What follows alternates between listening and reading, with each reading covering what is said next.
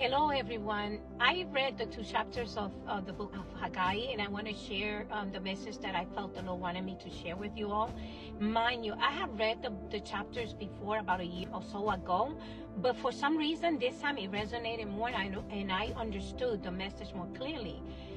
So who was Haggai?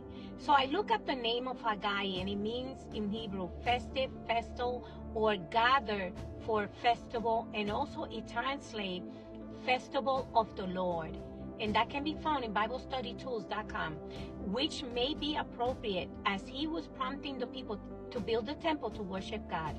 They needed Haggai's push as they were stalled in all directions. Haggai was a prophet that God used and instructed to deliver a message that will force the people to reevaluate their heart posture and also reevaluate what their priorities were at that time. As the Lord had given Haggai instruction to tell the people that they must rebuild the temple as they had promised. However, God expected for the people's response to be one of a willing and enthusiastic heart. But that was not the case with the people. Instead, they began to make excuses. In order to understand what was going on, I'm going to compare and contrast to both the physical temple and our temple, which is our body as a temple of God, and also explain how these people's intentions determine the progress of rebuilding the temple and also God's blessings upon their lives. So what was the problem, and what was happening with the people, and why were they stalling the progress to build the temple?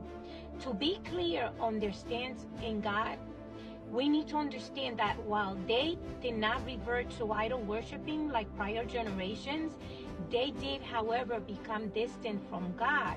And as a result, they did not continue to worship God as they once used to.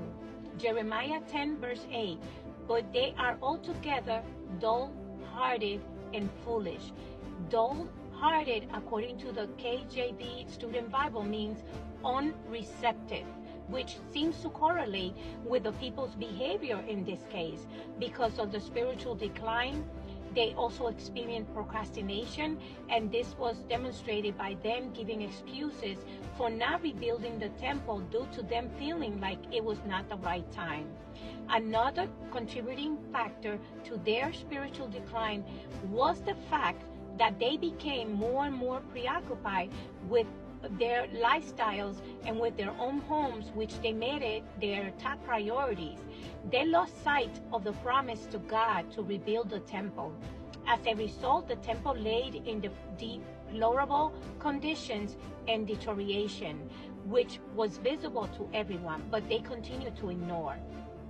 They also ignore the significance of God's instruction of rebuilding the holy temple, which was the meeting place of the living God, and a place that he designated where they can enter to be close to God's presence.